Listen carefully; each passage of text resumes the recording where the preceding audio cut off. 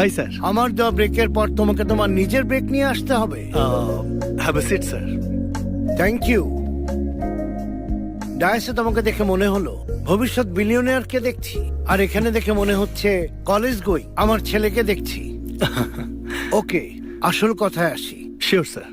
তোমার bank balance 200 কোটি বেড়ে যাবে এরকম ডিল দিচ্ছি। 200 কোটি টাকা? তুমি চাইলে কালকেই সম্ভব।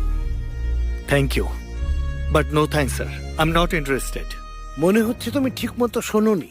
200 কোটি টাকা। 2 এর পাশে 9টা শূন্য। আমি বললাম না, নট ইন্টারেস্টেড।